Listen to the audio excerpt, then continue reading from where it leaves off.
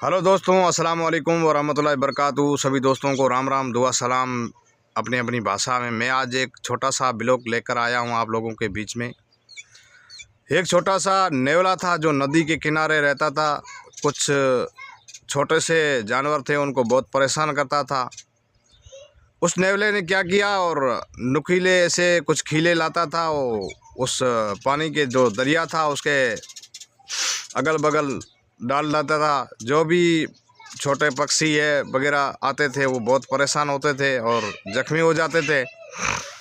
जैसे ज़ख्मी होते थे उनकी दवाई बनाई हुई थी, काली मिर्च ऐसे कुछ, जो कहते हैं ना जले हुए पर नमक छिड़कना, ऐसी कुछ उसके पास बनाई हुई थी चीज़। वो दवाई देता था। वो बहुत परेशान होते थे। एक दिन एक खरगोश बैठा है, देख रहा था। खरगोश ने कहा इस नेवले को सबक सिखाना पड़ेगा कुछ न कुछ।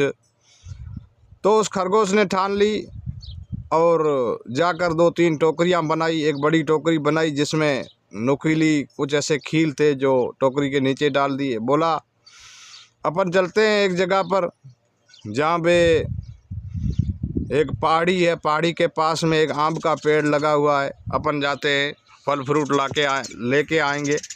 चला गया नेवला उसके साथ, बड़ी टोकरी पकड़ के।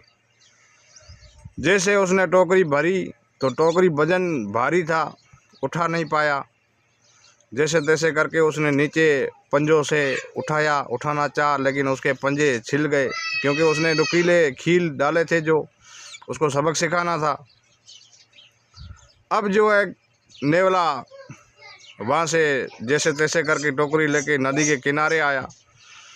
किनारे पर आया तो उसने उसकी दवा जो बनाई हुई थी नेवले की, वही उसको दी कि आपके इस पंजों पे लगाओ, ठीक हो जाएंगे। अब वो जलने लगे, बहुत जलने लगे। तो नेवला बड़ा परेशान हुआ और दौड़ता हुआ नदी का किनारा छोड़ के दूसरी तरफ आ गया।